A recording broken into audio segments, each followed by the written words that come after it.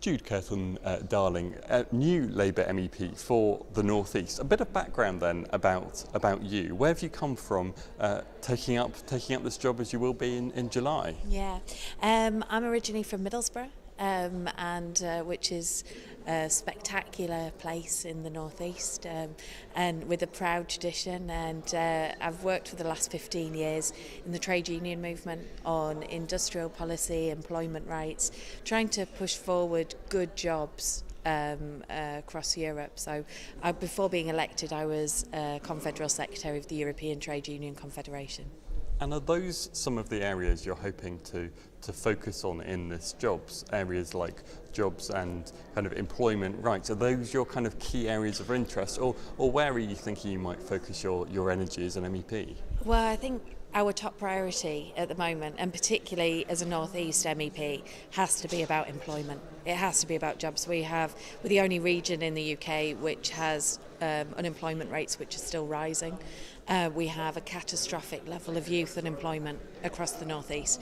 And we have unemployment rates which are rising for specific groups like older women and so on, which mean that in our economy, really jobs is absolutely crucial. But how you create new jobs is by working with industry, with employers, public authorities, to create the framework which allows new industries, existing industries to develop and grow. And I think that's basically going to be one of my top priorities as an MEP. How can Europe help with that as an objective? You say, creating new industries, creating new opportunities. How can the EU encourage that, nurture that? I think there are a number of ways. The first is obviously nuts and bolts money. We as a region are more or less a net beneficiary of our EU membership.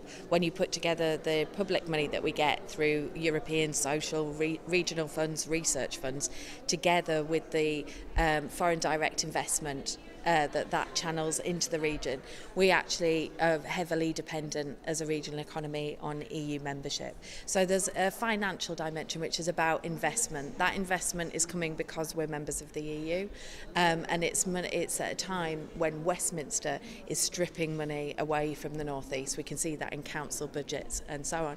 So there's a finances side, but then there's a regulation side.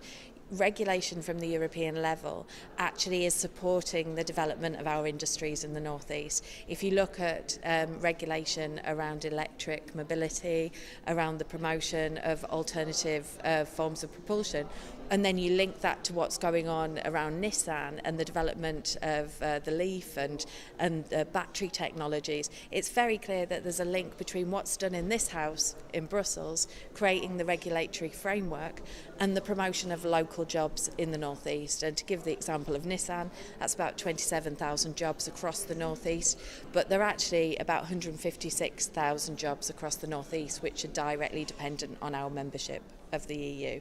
So I think it's basically linking those financial resources, the investment that we get from our membership of the EU, together with the regulatory framework which promotes the development of jobs, and then the employment rights agenda is about the quality of those jobs.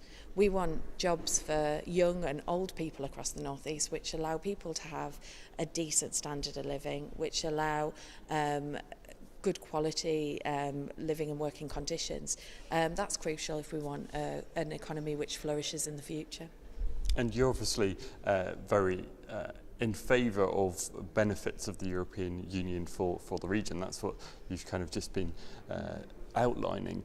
How do you counter then the very strong performance of UKIP winning their first MEP, their first seat in the North East? Do you think that's partly due to the message that you believe from Europe not getting across? In fact, the North East elections were quite interesting because Labour increased turnout, which meant that we brought back 2 Labour MEPs where we'd had one before. It was a massive success. And UKIP basically mopped up all of the parties which collapsed.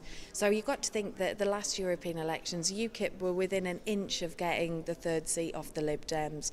Well, with the collapse of the Lib Dems, with the collapse of the BNP, they rose above that. But our vote, the Labour vote, actually increased in the North East. So it runs counter to the national story around UKIP and UKIP's approach. I think it was inevitable that they got the third seat. Our major success was knocking out the Tories, and in this European election, it was Labour that defeated the leader of the European Tory party, Martin Callanan, and it was Labour that meant that he didn't come back to the European Parliament. That was a real achievement. What I think, and this is my experience from months and months on the doorstep, is that people are very economically insecure at the minute. And when people are economically insecure, then far-right groups are able to use very simple answers to very complex questions to inspire a kind of very simplistic response. That's what UKIP have been focusing on. And that's what their agenda is about. It's about dividing people in the region, and it's not about promoting an agenda which is good for the North East or people in the North East. It's a very Thatcherite agenda that UKIP are pushing, and that's not something that I think people in the North East ultimately will vote for. Nonetheless, one of the three MEPs, UKIP, so how do you counter their arguments? How do you prove the people that did vote for them that if they're voting for them for Eurosceptic reasons, that Europe has benefits for the region?